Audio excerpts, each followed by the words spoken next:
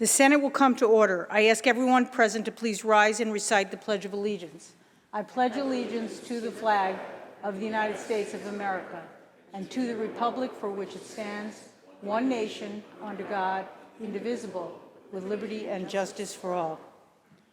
Today, Rabbi Michael Mishkin of Temple Beth Israel in Port Washington will deliver the invocation. Rabbi?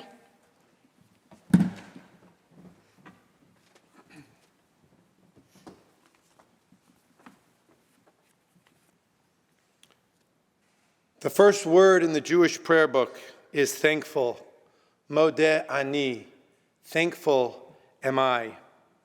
As Rabbi Abraham Joshua Heschel taught, gratefulness makes the soul great. May we see our lives and the world around us through the lens of gratitude.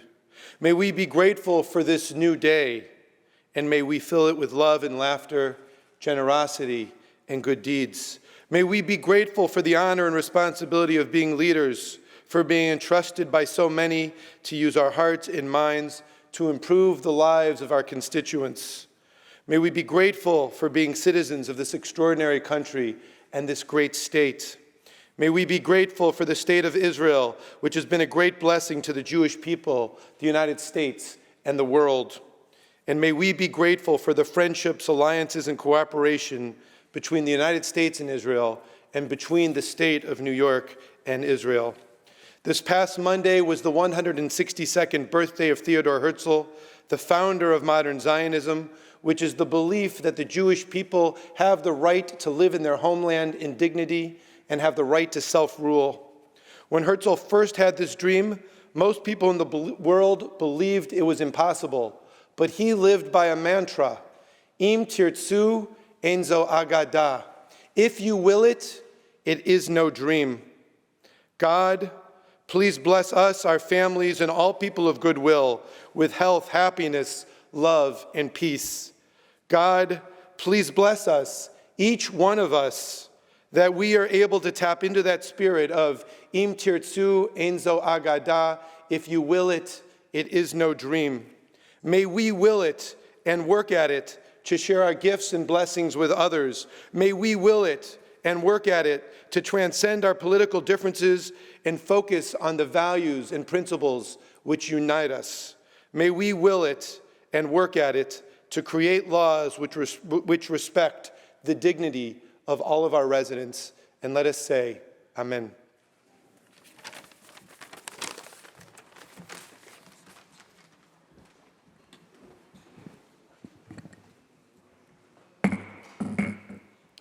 Reading of the Journal. In Senate, Tuesday, May 3rd, 2022, the Senate met pursuant to adjournment. The Journal of Monday, May 2nd, 2022 is read and approved. On motion, the Senate adjourn. Without objection, the Journal stands approved as read. Presentation of petitions, messages from the Assembly. Secretary will read. Senator Reichman Melnick moves to discharge from the Committee on Investigation and Government Operations Assembly Bill number 9694, is substituted for the identical Senate Bill 8545, third reading calendar 740. So ordered. Messages from the Governor, reports of standing committees, reports of select committees, communications and reports from state officers, motions and resolutions. Senator Kennedy. Good afternoon, Madam President. Great to see you once again. Good afternoon. Amendments, Madam President, are going to be offered to the following third reading calendar bills. Senator Krueger, page number 32, calendar number 564. Senator Rivera, page number 34, calendar number 596. Senator Gianaris, page number 46, calendar number 801. Senator Persaud, page number 50, calendar number 847, and Senator Hoylman, page number 22, calendar number 254. I move that these bills retain their place on the order of third reading. The amendments are received and the bills will retain their place on the third reading calendar. Senator Kennedy. Thank you, Madam President. I wish to call up Bill Print 6443A by Senator Mayer, recalled from the Assembly, and which is now at the desk. The Secretary will read. Calendar number 470, Senate Print 6443A by Senator Mayer, an act to amend the Criminal Procedure Law and the Family Court Act. President, I now move to reconsider the vote by which this bill was passed. Call the roll. Dabo, Gianaris, Kruger, Ort, Stewart, Cousins, White, ayes 62. The bill is restored to its place on the third reading calendar. Madam President, I now offer the following amendments. The amendments are received, and the bill will retain its place on the third reading calendar. Senator Kennedy. Madam President, please take up, Madam President, please call on Senator Lanza. Senator Lanza. Madam President, on behalf of Senator Palumbo, on page 42, I offer the following amendments to calendar number 737, Senate Print number 7687A, and ask that said bill retain its place on third reading calendar. The amendment is received, and the bill will retain its place on the third reading calendar. Additionally, Madam President, on behalf of Senator Jordan, I move to amend Senate Bill number 2089C by striking out the amendments made on May 3rd and restoring it to its previous print number 2089B. So ordered. Senator Kennedy.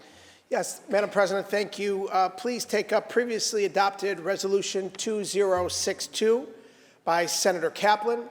Read that resolution in title only and recognize Senator Kaplan on the resolution. The Secretary will read. Senate Resolution 2062 by Senator Kaplan, congratulating the State of Israel upon the occasion of the 74th anniversary of its independence and reaffirming the bonds of friendship and cooperation between the State of New York and Israel. Senator Kaplan on the resolution. Thank you, Madam President. I rise today to speak out strongly in support of this resolution, which congratulates the State of Israel on the 74th anniversary of its independence and reaffirms the bonds of friendship and cooperation between the State of New York and Israel. Strong support for Israel is an issue that is deeply personal to me, and that is why I'm proud not only to be the author of this resolution today, but also to be hosting a celebration in honor of Israel's Independence Day here in the state capitol. As many of you know, I came to this country as a refugee when I was 13 years old. My parents weren't able to come with me, and by the time they were able to flee Iran, nations around the world had turned their backs on Jewish refugees like us.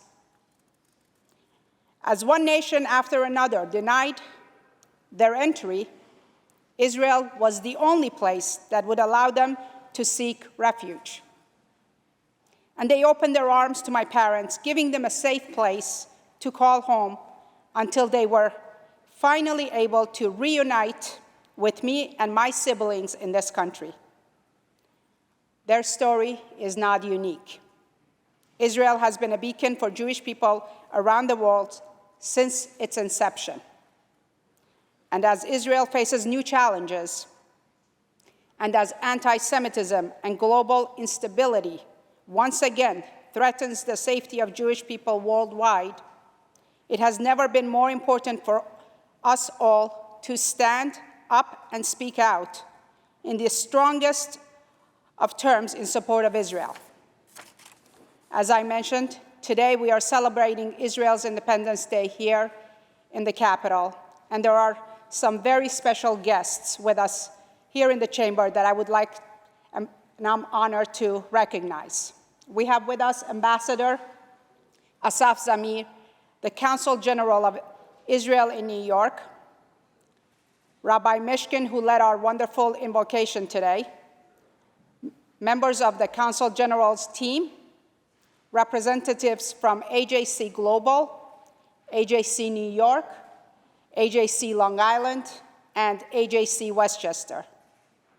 To our honored guests, thank you so much for making the trip to celebrate with us. To my colleagues here, thank you for your support for this resolution. Supporting Israel isn't a partisan issue at a time when the stakes really couldn't be higher. It is a common purpose around which we can all unite. Thank you, Madam President. Senator Kaplan. Senator Kruger on the resolution. Thank you very much. I also rise, thank Senator Kaplan for bringing this resolution, welcoming our guests, welcoming the new ambassador who I did not have a chance to meet yet. But I just wanted to tell a quick story. So my father mostly lived in Israel most of my life. We gave up counting the number of trips when we got to 450. But there was a moment in time where my mother got very ill and ended up in a coma. And I knew I had to find my father, who was somewhere in Israel, but it was pre-cell phones. So I was thinking, how will I find him? So I call Israel. I figure he stays in 2 hotels, if he's in Jerusalem or Tel Aviv. So I call the King David. The operator says, he's not here, but I'll find him. If he's somewhere in this country, I'll find him and I'll put him on the next plane home. And that's exactly what she did. And happily, my mother survived and was better. But I'll never forget when people talk about the closeness between Israel and the United States, or even my family in that country, the concept that it's really a small town. You just pick up the phone and call an operator, and they find you someone. You find you who you need at that moment. So of the endless stories I could tell about my family's relationship with Israel, that's the one I guess I will always remember. So thank you very much. Thank you, Senator Krueger. To our guests, I welcome you all on behalf of the New York State Senate. We extend to you the privileges and courtesies of this House. Please rise and be recognized.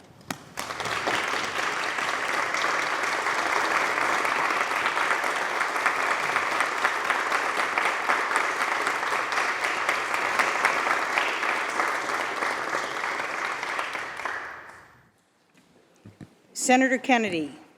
Madam President, please take up previously adopted Resolution 2377 by Senator May. Read that resolution in title only and recognize Senator May on this resolution. The Secretary will read. Senate Resolution 2377 by Senator May, memorializing Governor Kathy Hochul to proclaim May 4, 2022 as Volunteer Firefighters Appreciation Day in the state of New York. Senator May on the resolution. Thank you, Madam President. And before I give my remarks on the resolution, I'd like to introduce and recognize a special guest today, Mr. John D'Alessandro, Secretary of the Firefighters Association of the state of New York.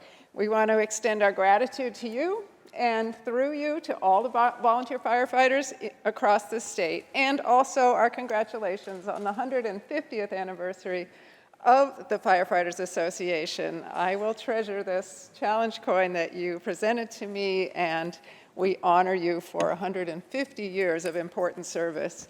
In the spirit of my colleague, Senator Gurnardis, I'm also a bit of a history nerd, so I'll say a few things about firefighting in the United States, which dates back to the earliest years of colonization here. The early firefighters just were community members who would respond to neighborhood fires with buckets. But the first dedicated volunteer fire brigade was established by Ben Franklin in Philadelphia in 1736. Other colonies soon organized such companies, and among those who served as volunteer firefighters were George Washington, Alexander Hamilton, John Hancock, Samuel Adams, and Paul Revere. These volunteer companies were often paid by insurance companies in return for protecting their clients. In 1818, the first known female firefighter, Molly Williams, rose to prominence in New York when she took her place with the men on the drag ropes and pulled the pumper to the fire through the deep snow. Volunteer firefighters in particular exemplify the character of Americans at their best, with a generosity of spirit and dedication to helping a neighbor in the time of need. One of my favorite experiences since becoming a senator was an evening I spent in the town of De Ruyter at a ceremony where the volunteer fire department recognized its members for their service. I was able to honor a gentleman who had served in that capacity for 50 years. And I also got to sit and talk with the Ladies Auxiliary and learn about the critical work they do to assist people displaced by fires. The best part of that evening was the induction of a couple of young men into the fire department. The joy and gratitude in the room was palpable. It is critically important and incredibly hard to recruit new people to make the commitment to this kind of selfless service. Volunteer fire companies are a critical lifeline in rural areas, and the number of volunteer firefighters is declining at very disturbing rates. It's dropped since 1990 by 25%. And though the state has made gains in recruitment through a Recruit New York program, lengthy training requirements for new recruits pose significant hurdles. In addition to the life-saving efforts our firefighters provide, we also should remind ourselves that the services they provide, often at great personal cost to them, comes at an enormous economic benefit to our state. The Firefighters Association commissioned a study in 2015 that found savings of $5.2 billion a year in salaries and benefits alone, because otherwise we'd have to hire an additional 32,000 paid firefighters across the state. I am proud and honored to sponsor this resolution to show our appreciation to our New York volunteer firefighters, and in conjunction with International Firefighters Day. Today, I call on our state to take a moment to thoughtfully consider and appreciate the service of our volunteer firefighters in New York and commit ourselves to policies that adequately demonstrate that commitment. As the chair of the Aging Committee, I should also say the Firefighters Association operates the only skilled nursing home in the country exclusively for volunteer firefighters. It's located in Hudson, New York. And they also have a museum of firefighting on the same property, which houses the country's premier collection of fire apparatus and artifacts. So to John and all the members of FASTNY, I thank you again for all you do and for coming here today. I know I speak for everyone here when I say we want you to know how deeply we appreciate you and your fellow firefighters, and we are ready and eager to work with you to increase our support for volunteer firefighters. Thank you. Senator Brooks on the resolution. Thank you, Madam President, and thank you, Senator May, for introducing this resolution. New York State is blessed with over 80,000 men and women in this state who volunteer to serve as volunteer firefighters. It goes without saying that there's real risk in serving as a firefighter, and across the way we have a monument that demonstrates that risk. Those who serve as volunteer firemen and firefighters are very special people who assume that risk. They're key parts of the community. They are people helping their neighbors in time of need during the fire service. I've been in the fire service now for 53 years. The service has changed dramatically. We don't use horses anymore. We didn't use horses in my day. But really, the changes in firefighting tactics, the changes in equipment are very dramatic. But one of the things, too, that we've allowed is many changes in building codes and the materials we use in structures now.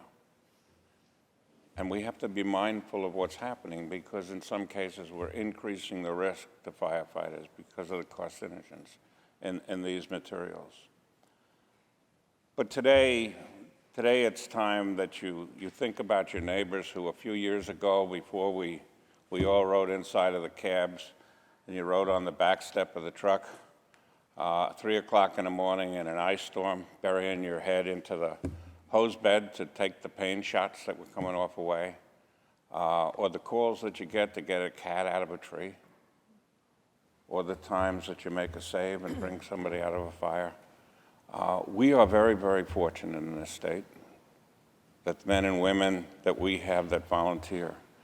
And we in this state have done a good job, too, providing some assistance and benefits to those members. And this year we've passed several bills associated with the fire service which recognize what they do and what they provide to all of us every day. So I thank the Senator for this resolution that we recognize what we do. I salute my friend across the aisle who also sometimes rides on the back of a truck. But it's, the people involved, it's a great brotherhood. There's a lot of horseplay in that because of the nature of the work that we do. It's a good time, and there are sad times too.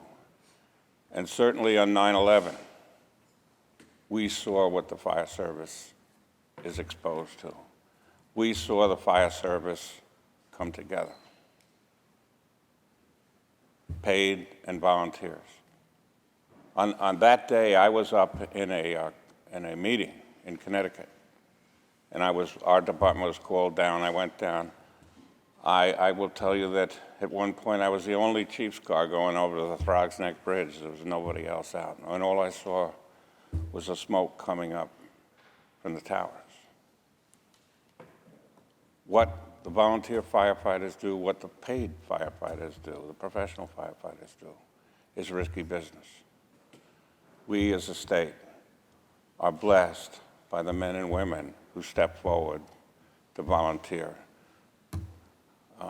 Madam President, I vote aye on this resolution. Thank you.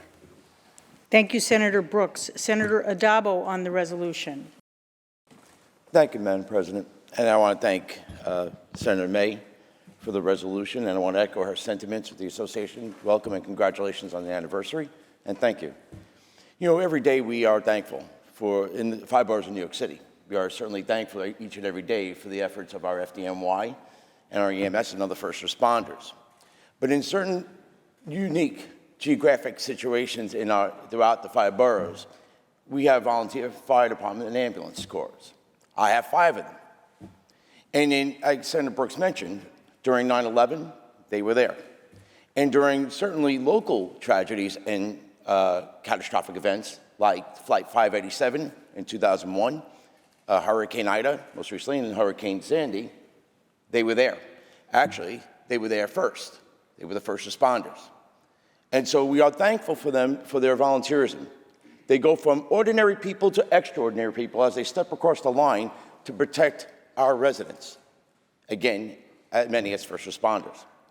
So, again, I'd like to thank personally Point Breeze Volunteer Fire Department, Rockaway Point Volunteer Fire Department, Roxbury Fire Department, Broad Channel Volunteer Fire Department and Ambulance, and West Hamilton Beach Volunteer Fire Department for the extraordinary work in our city and in my district. Thank you very much, Madam President.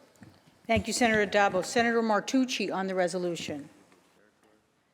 Thank you, Madam President. I want to begin by thanking the sponsor for bringing this resolution to the floor, and most importantly, say a big, gigantic thank you to the volunteer fire service members that I get to represent in the 42nd District, and those members of the volunteer fire service who protect New Yorkers all across our great state.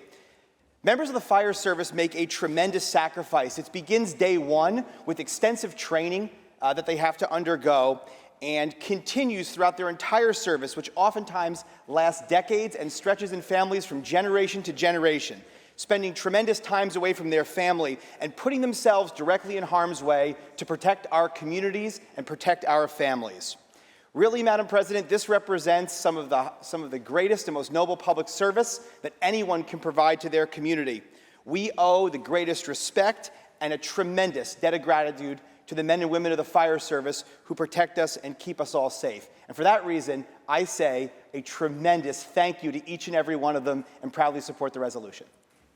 Thank you, Senator Martucci. Senator Borrello on the resolution. Thank you, Madam President. I rise to first thank the sponsor and also associate myself with the comments of my colleagues, particularly Senator Brooks. Thank you very much for your decades of service. And all those who answer the call, Senator Boyle as well. You know, in rural areas like mine, we live and die literally by volunteer fire departments. They are the folks who provide the rescue operations, who fight the fires. And they are an amazing community and brotherhood. I went to a fire banquet this past weekend and gave out awards to active members, still active members, 40, 50, 60 years of active service answering the call. God bless all those that do this. 3 generations all at once in the fire service in their hometown. God bless all of those that do that. I also want to tell a story that was personally impacted by myself many years ago in the small community of Sunset Bay where I live, the Sunset Bay Volunteer Fire Company. We had a flood in Sunset Bay, as we often do. and we had to evacuate the bay. But the firefighters stayed behind. And thank God that they did, because we had a house fire in the middle of a flood. It was a windy night, and the fire was going to spread to many other houses. And a handful of firefighters that were there actually just waded through the icy cold waters of Cattaraugus Creek as it flooded the bay and fought the fire with downed electric wires. They fought that fire, and they protected the homes. It would have been probably dozens of homes that went up because they're all very close together. Thank God for those that answered the call. Thank you, Madam President.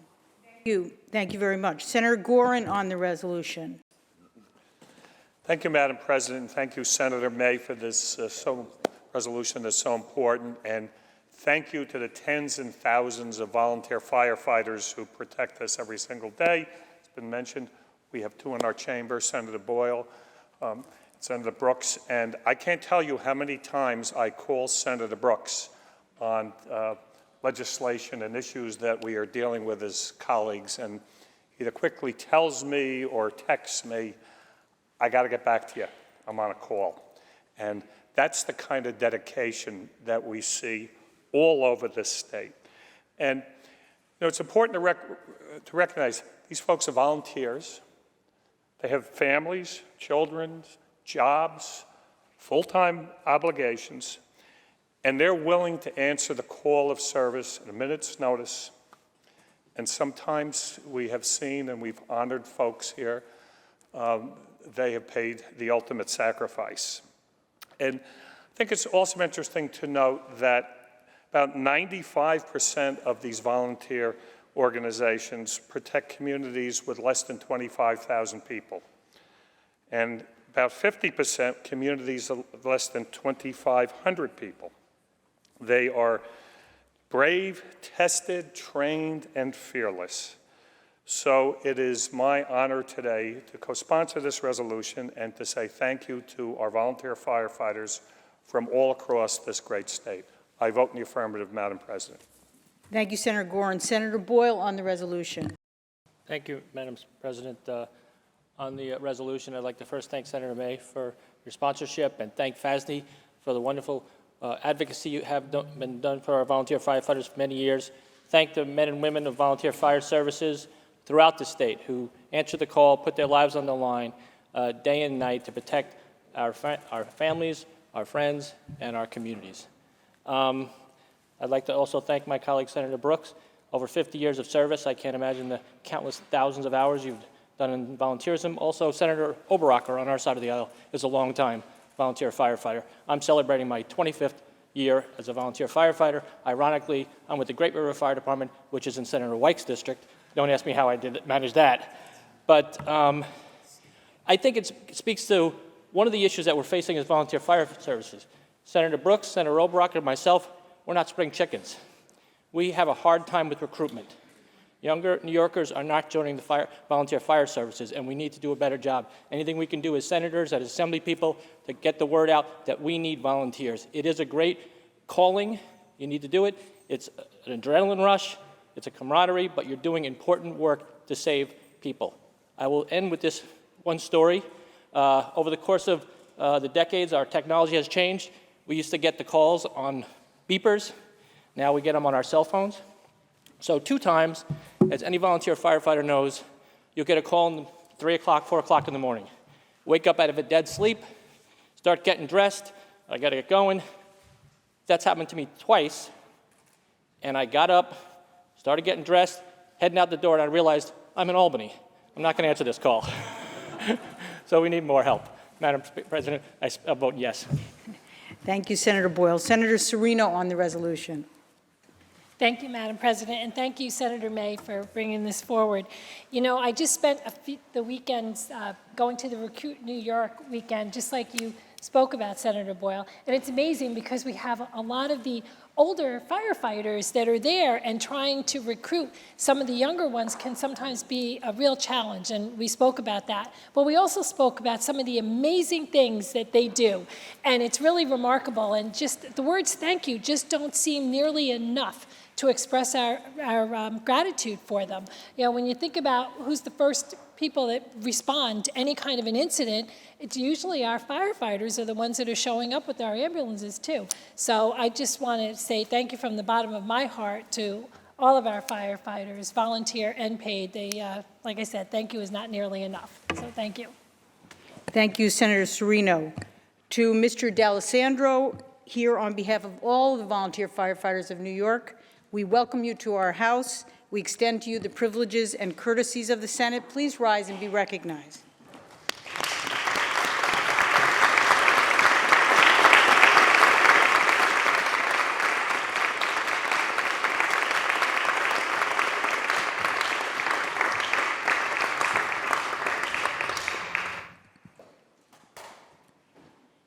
The resolution was previously adopted on what day? On May 3rd. Senator Kennedy.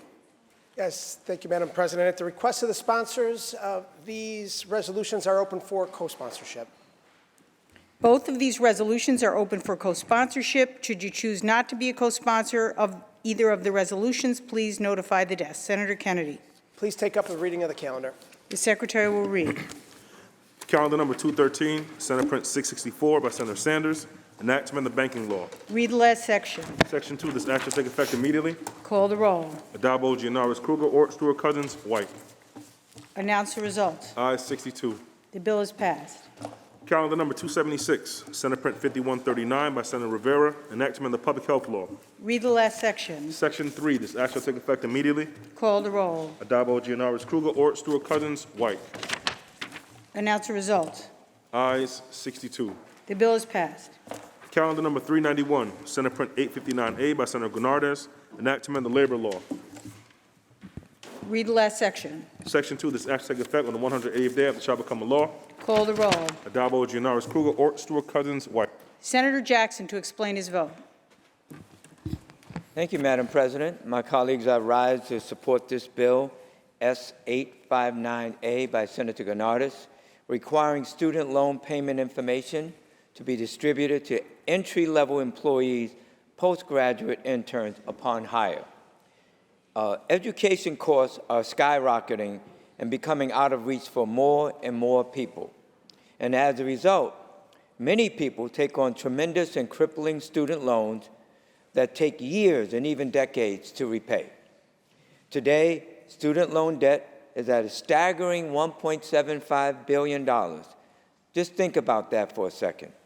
What's worse is that many students do not know about repayment options simply because they are not informed. And this bill addresses this problem. When students or postgraduate interns get their first entry-level job, every employer must inform them of their repayment options. The Department of Labor will provide employers with information consisting of consolidation and alternative federal student loan repayment plans, income-based repayment plans, the Student Lending Resource Center, and the Department of Financial Services website, and the Public Service Loan Forgiveness Program. We cannot continue to go down this road of shackling our students with crushing debt, follow them for years, and we must do all we can to help them. And I'm proud to co-sponsor this bill, and I thank Senator Gonardes for introducing this piece of legislation. I vote aye, Madam President. Senator Jackson to be recorded in the affirmative. Announce the results. In relation to calendar 391, those senators voting in the negative are Senators Borrello, Gallivan, Helming, Oberrecker, O'Mara, Ort, Rath, Ritchie, Serino, and Tedisco. Also Senator Jordan. Ayes 51, nays 11. The bill is passed. Calendar number 402, Senate Print 4449 by Senator Stavisky, an act to amend the education law. Read the last section. Section 2, this act shall take effect on the 1st of July. Call the roll. Adabo, Gianaris, Kruger, Ort, Stewart, Cousins, White. Announce the results.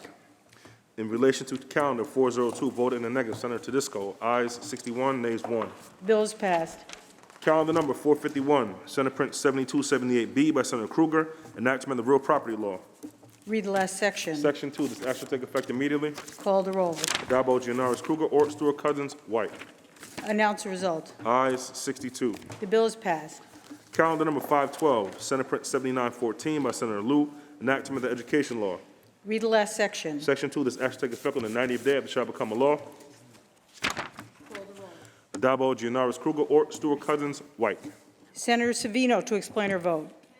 President, I want to rise in support of this bill and thank Senator Lieu for bringing this important bill forward. You know, I became aware of just how problematic this issue is recently because I have a 20-year-old nephew who was enrolled at the New York Institute of Technology right in the middle of the pandemic hitting. He realized that he wasn't going to be able to continue with the studies that he was enrolled in because of the pandemic, but he was not aware that there was a policy in place where he was supposed to disenroll. Well, he recently was notified that he's being sued in Richmond County Civil Court when he was served, and he's being sued for the entire payment of his tuition. 20 years old, and he has to appear in civil court. So you think about how many students across the state are similarly situated because of the pandemic. I also went to the New York Institute of Technology's policies. I looked them up. Ambiguous is an understatement. So how would a 20-year-old be able to figure it out when his 50-plus aunt could barely discern the policies of that institution? So I fully support this bill, Senator Lieu. Hopefully we'll get it passed, and maybe we can do something for the probably thousands of students that are being affected. And finally, I will tell you, the state of New York, SUNY and CUNY, do this on a regular basis. In fact, the Attorney General of the state of New York regularly sues students for failure to drop out of classes under their policy and sues them for their entire tuition. Forget about student loan debt. They just go after them for their whole tuition. So thank you, Senator Lieu, for bringing this bill, and I hope that the other House will pass it and we'll do something about students who are being saddled with debt that they'll never be able to repay. Thank you, Madam President. Senator Savino to be recorded in the affirmative. Announce results. Ayes 62. The bill is passed. Calendar number 628, Senate Print 5136B by Senator Thomas, an act to amend the general business law and Read the the civil last- practice law and rules. Excuse me.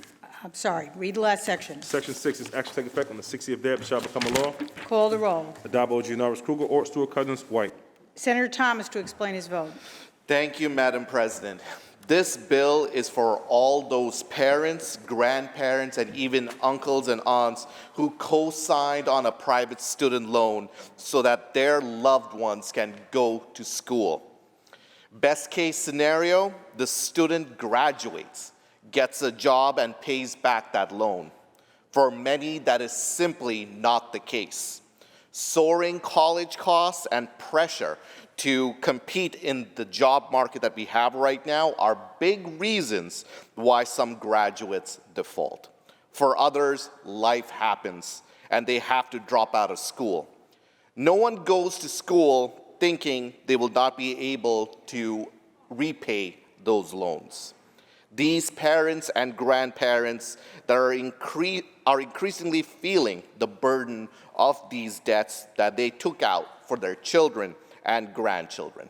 Back in 2019, New York led the way by creating the Student Loan Borrower Bill of Rights. And today we give those co-borrowers, those parents, those grandparents, and those siblings some rights, co-signer rights. And this legislation creates protections specifically for those co-borrowers who want to get off the loan. Now they can after a minimum amount of payments by the student borrower. This is a great start to protecting our student loan borrowers, and I vote aye on this bill. Thank you, Madam President. Senator Thomas to be recorded in the affirmative. Announce results.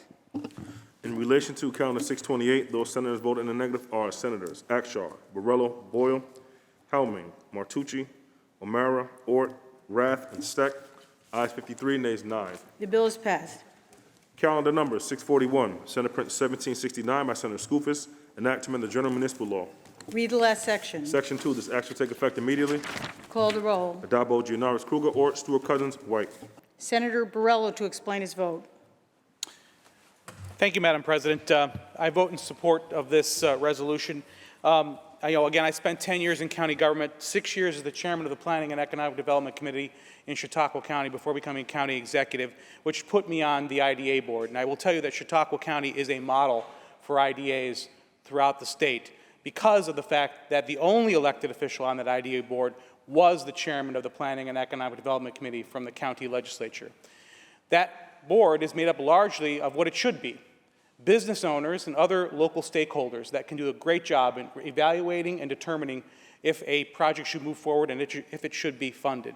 Those are the folks who have skin in the game because they are community leaders. It also have representatives from local unions, people that are on foundation boards, people that communicate with the people in the community and understand what it's like. Adding more elected officials is not a good idea. And as much as I like the idea of local control, I think in this case, it is much better for the state to speak on this and not allow the other local elected officials to apply pressure to be appointed to those boards. I can tell you from personal experience that they are not good at keeping information confidential because, again, success has 1,000 fathers and failure is an orphan, and everyone wants to spike that football to help get reelected. That's why these boards should be populated with people that truly have the best interests of the community at heart. Thank you, Madam President. Senator Borrello to be recorded in the affirmative. Announce the results. In relation to calendar 641, those senators voted in the negative are Senators Oberacker, O'Mara, Ort, Rath, and Ryan. Ayes 57, nays 5. The bill is passed.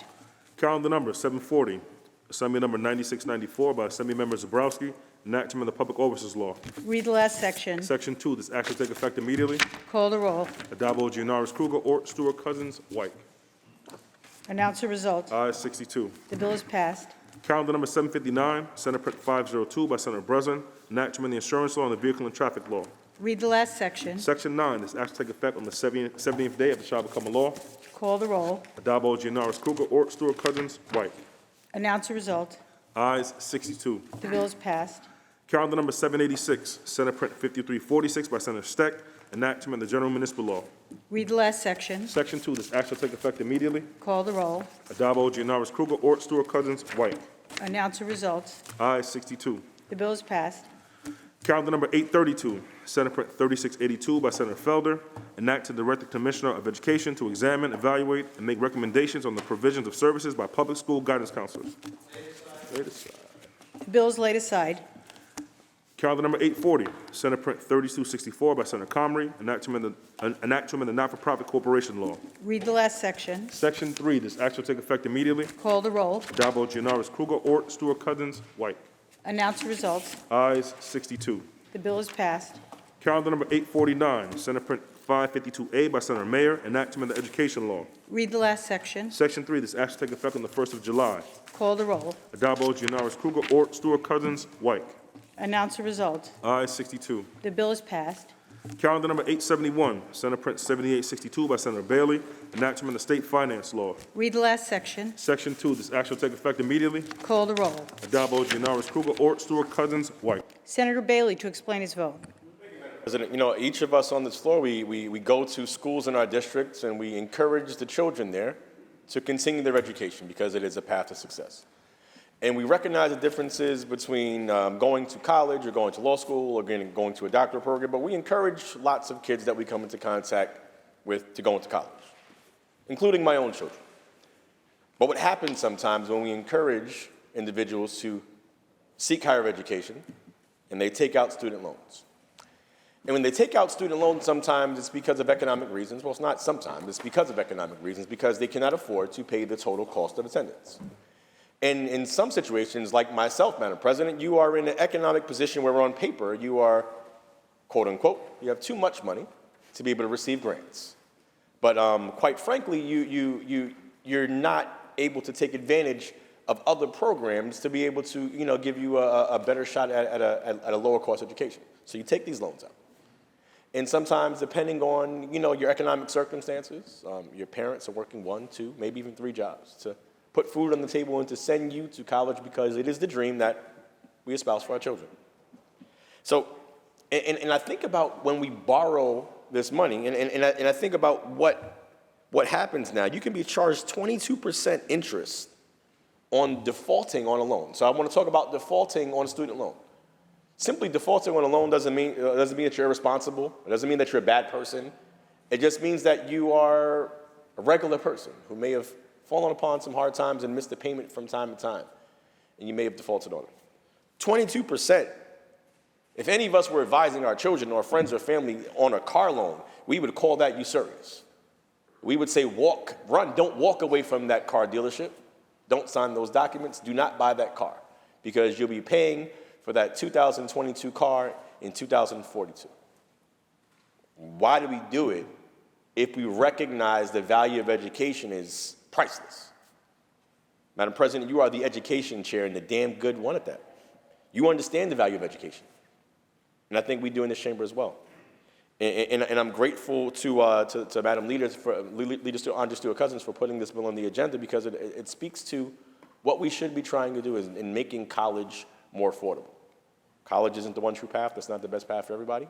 But if you choose to attend, it should not be backbreaking. It should not be something that puts you in a position of debt for generations to come.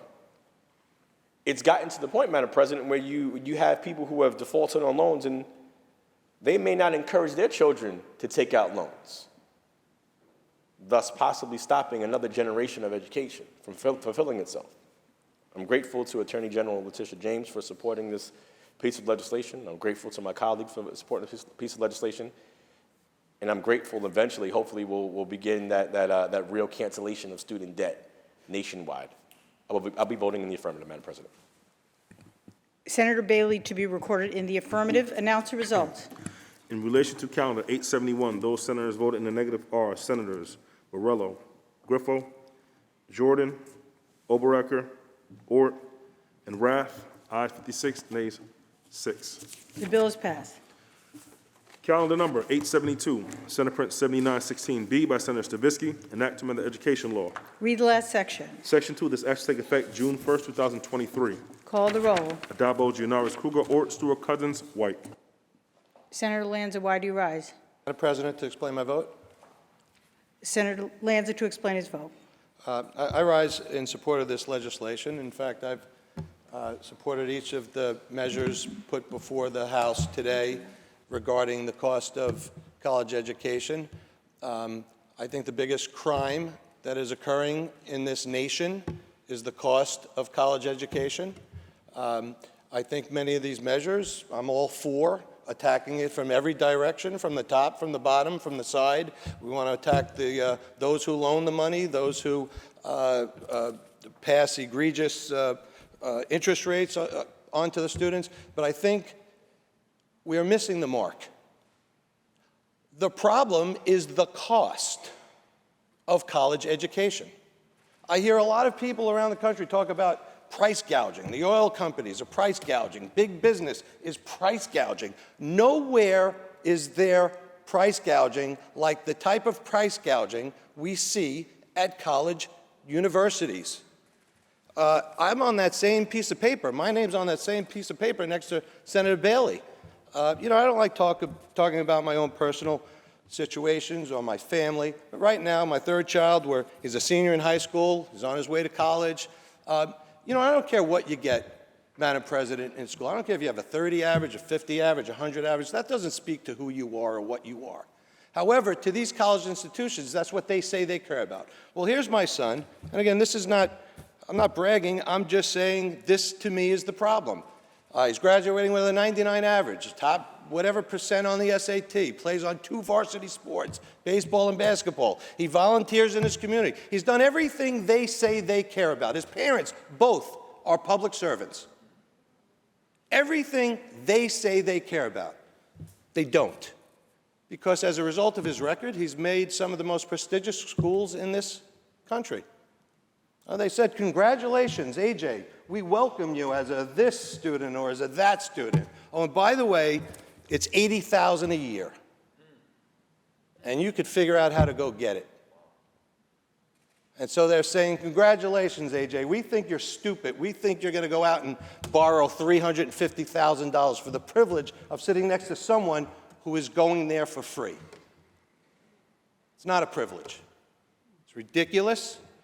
It's illusory, and it's a problem in this country. And the student loan debt that we see that Senator Bailey is trying to address and others are trying to address is just a symptom of the problem. I don't have the answer, but I know colleges that are charging middle class and anyone $80,000 a year, $90,000 a year. They're out of their minds, and it's wrong, And it's a problem that just builds upon itself each and every year in this country, and sooner or later, I think we've got to take it to them and really do something about it. Madam President, I vote in the affirmative. Senator Lanza to be recorded in the affirmative. Senator Jackson to explain his vote. Madam President, is this Stavisky's bill, 7916? Yes, it is. Okay, sure. Well, thank you. I rise in order to support this bill. The tuition assistance program helps so many students attend colleges and universities. This year, our majority restored the TAP eligibility to incarcerated students, and I'm proud to have sponsored that bill. But we are not doing ensuring educational access to all New Yorkers seeking higher education learning. We are all well aware that the burden of rising costs, as my colleague talked about, and I know about it from my daughter who's 35, when she was in college, it cost us over $220,000, $100,000 out of our pocket, $100,000 in loans, and with interest rates that we have to pay. So I definitely know personally. But this is something that all New Yorkers are aware that the burden of rising costs in tuition, room and board, books, technology, food, and other expenses of New York families is becoming increasingly difficult to uphold. And there is a need to expand tuition assistance program to reach more families who need assistance to pay for college. Rising the threshold from $80,000 to $110,000 household income reduces the burden on rising costs on thousands across our state. And as I stated passionately many times before, education is the key to uplift all families, the great equalizer. And if we want CUNY and SUNY to survive as the chief vehicle for economic mobility in our state, we must increase tuition assistance program award to cover the full cost of our public colleges. Part of our legislative responsibility is to ensure all New Yorkers have access to top quality and affordable public higher education. And this legislation improves that access for all. I vote aye, Madam President. Senator Jackson to be recorded in the affirmative. Announce the result. Aye, 62. The bill is passed. Calendar number 899, Senate Print 6503 by Senator Kaplan, an act to amend the Estates, Powers, and Trust Law. The bill is laid aside for the day. Calendar number 904, Senate Print 8647 by Senator Mannion, an act to amend the Mental Hygiene Law. Read the last section. Section 2, this act shall take effect immediately. Call the roll. Adabo, Gianaris, Kruger, Ort, Stewart, Cousins, White. Announce the result. Ayes 62. The bill is passed. Calendar number 913, Senate Print 7497 by Senator Ritchie, an act to amend the Highway Law. Read the last section. Section 3, this act shall take effect immediately. Call the roll. Adabo, Gianaris, Kruger, Ort, Stewart, Cousins, White. Announce the result. In relation to calendar 913, voted in the negative, Senator Brisport. Ayes 61, nays 1. The bill is passed. Calendar number 916, Senate Print 8282 by Senator Jackson, an act to amend Chapter 695 of the laws of 1994. Read the last section. Section 2, this act shall take effect immediately. Call the roll. Adabo, Gianaris, Kruger, Ort, Stewart, Cousins, White. Senator Jackson to explain his vote. Thank you, Madam President. I rise to speak in support of my bill, S. 8282. And this bill makes permanent the procedure to obtain injunctive relief or a temporary restraining order for improper practices in cases where irreparable harm may occur. This law has been extended every 2 years for the nearly 20 years in a row, and it's past time to remove the temporary status of the law. The Taylor Law, which governs public sector labor relations in New York, prohibits a number of unfair tactics used by management. These are known under the law as improper practices. When an IP improper practice is committed, the harmed party has the right to complain to the Public Employment Relations Board, commonly known as PERB. However, in many cases, PERB process takes far too long to complete, and the current law does not preserve the status quo during this process. Aggrieved parties may suffer irreparable injury if an improper practice is allowed to continue unchecked. Justice delayed is justice denied. For these reasons, I ask my colleagues to support this legislation. I proudly vote aye, Madam President. Senator Jackson to be recorded in the affirmative. Announce the result. Ayes 62. The bill is passed. Senator Kennedy, that completes the reading of today's calendar. Thank you, Madam President. Please go to the reading of the controversial calendar. The Secretary will ring the bell. The Secretary will read. Calendar number 832, Senate Print 3682 by Senator Felder, an act to direct the Commission of Education to examine, evaluate, and make recommendations on the provision of services by public school guidance counselors. Senator Lanza, why do you rise? Madam President, I believe there's an amendment at the desk. I waive the reading of that amendment and ask that you recognize Senator Jordan to be heard.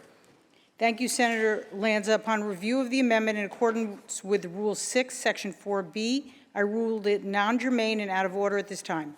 Accordingly, Madam President, I appeal the ruling of the chair and ask that you recognize Senator Jordan. The appeal has been made and recognized, and Senator Jordan may be heard. Madam President, I rise to appeal the ruling of the chair. The proposed amendment is germane to the bill at hand because, just as the legislation offered, the amendment seeks to better understand and ultimately address a major need in our school systems relating to the guidance, support, and emotional development of our students. May is Mental Health Awareness Month. Therefore, it is both a good time and an important time to acknowledge the mental health crisis gripping our young people and the immense need for mental health services in our schools. Last fall, the American Academy of Pediatrics, along with the American Academy of Child and Adolescent Psychiatry and the Children's Hospital Association, declared a national emergency in child and adolescent mental health, citing both a decades-long rise in childhood mental health concerns, but also the tolls of the pandemic. The Center for Disease Control and Prevention researchers quantified that toll in several reports. They found between March and October 2020, emergency department visits for mental health emergencies rose by 24% for children ages 5 to 11 years and 31% for children ages 12 to 17 years. In addition, emergency department visits for suspected suicide attempts increased nearly 51% among girls aged 12 to 17 and in early 2021 compared to the same period in 2019. Despite the obvious need, access to care remains limited. Only 20% of children with mental, behavioral, or emotional disorders receive specialized care. The amendment I'm advancing on behalf of our conference would seek to address this crisis, expand access by establishing a mental health services coordinator program, and reimburse school districts for the hiring of mental health service professionals. For these reasons, Madam President, I strongly urge you to reconsider your ruling, and I strongly suggest that my colleagues across the aisle support this amendment. Thank you, Madam President. Thank you, Senator Jordan. I want to remind the House the vote is on the procedures of the House and the ruling of the chair. Those in favor of overruling the chair signify by saying aye. Hands. Without objection, Madam President, please waive the showing of the hands and record each member of the minority in the affirmative. Without objection, so ordered. Announce the results. Ayes 20. The ruling of the chair stands, and the bill in chief is before the House. Are there any other senators wishing to be heard? Seeing and hearing none, debate is closed. The Secretary will ring the bell. Read the last section. Section 3, this act shall take effect immediately. Call the roll. Addabbo, Gianaris, Kruger, Ort, Stewart, Cousins, White. Announce the results. Ayes 62. The bill is passed. Senator Gianaris, that is not used. I apologize. Senator Kennedy, that completes. Thank you, Madam President. I am a much better-looking option. That being said, Madam President, there is a report of the Finance Committee at the desk. Please take up that report and recognize Senator Kruger on the report. The Secretary will read. Senator Kruger from the Committee on Finance reports the following nomination as Commissioner of the Department of Economic Development and as President and CEO of the Empire State Development Corporation, Hope Knight. Madam President, I'd just like to second the new Senator Gianaris' position about his role here. But I would really like to bring to the floor the nomination that has moved through the Committee on Finance for Hope Knight to be confirmed as the Commissioner of the Department of Economic Development and as President and CEO of the Empire State Development Corporation. I think most of us have had multiple chances to meet Ms. Knight and to hear how she has a different vision for how she's running that agency than previously. And many of us were extraordinarily pleased with the new approach to transparency and working with the legislature and answering questions. So I'm very happy to be nominating her, and I believe a few of my colleagues would like to speak on her nomination. Thank you. Thank you, Senator Krueger. Senator Comrie, on the nomination. Thank you, Madam President. Good afternoon, everyone. It gives me great pleasure to commend and recommend the nomination of Hope Knight to serve as President and CEO of the Empire State Development Corporation and the Commissioner of the Department of Economic Development to my Senate colleagues today. I don't know why I got a frog in my throat, but I'm trying to let it go. Hope Knight has a great resume. There's another senator who wishes to speak. Would you like me to come back to you? No, I'll work it through. Okay. Thank you. Hope Knight has a distinguished record of public service, and I have no doubt that she will continue to improve that record in the service of people of our entire state. At the outset, I want to recognize that Hope Knight's last position was within my Senate district as head of the Greater Jamaica Development Corporation, where she turned around an agency and moved it to where it was, doing a lot of work in affordable housing in an area and working to revitalize downtown Jamaica, especially during the pandemic. Even before then, she's worked in agencies in dealing with economic development and planning and in making sure that there were opportunities to create development opportunities for MWBEs, for new developers, and also to look at new strategies to make sure that development can happen. I can tell you that there's no one better or more qualified to take the Empire State Development Corporation to where it needs to be from an agency that has been a disaster for the last 12 years to something that we can now all work with to make sure that we're truly delivering true economic development projects for our state. Hope Knight is someone that's a low talker and a soft voice, but we need someone that's quiet and focused and positive. We need someone that's deliberate and thoughtful and resourceful. We need someone that's going to be unafraid to ask questions and take information from people from all sectors so that we can come up with something, a solution that makes sense for all parts of our state. Hope Knight has worked and lived in different parts of our state. She's spent time in Lake Placid, where she's been honored and recognized for her work up there by Marymount College and by many other entities around the state. I can say that there's no better person to dial down the foolishness that happened at EDC and take it to a new level. So I'm proud to recommend her, and I hope that we have, that she is passed by the Senate, sorry, just went dry. And I'm confident that once she is passed by our Senate today, she will serve this state with distinction, and we'll have many other opportunities to bring Hope Knight and the projects that she brings to the floor, because they'll be much better than what has been done in the last 12 years. I vote aye, Madam President. Thank you. Thank you, Senator Comrie. Senator Martucci on the nomination. Thank you, Madam President. I rise in support of the nominee. As the ranking member of the Commerce, Economic Development, and Small Business Committee, I've had an opportunity to work with Hope Knight, certainly not as long as my colleague, Senator Comrie, but I've experienced much of the same. I've come to know a very well-qualified individual to lead ESDC into the future. Myself and many of my colleagues have had conversations with her, and I agree with Senator Krueger that she has been transparent and knowledgeable, and I look forward to her ushering in a new day at ESDC. And I think most importantly of all of it, Madam President, she gets the importance of ESDC's role in improving the lives of New Yorkers, because it can be a transformative agency that really does improve the lives of the people that call this great state home, and she understands her role in doing that. I'm also very confident that she will be carefully selecting and promoting projects that will come before this House and other bodies that will improve the lives of not only the people that I represent, but the people that we all represent in this room. So for that reason, I do believe Hope Knight is a wise choice. I wish her well, and I proudly vote aye. Thank you, Senator Martucci. Senator Kennedy on the nomination.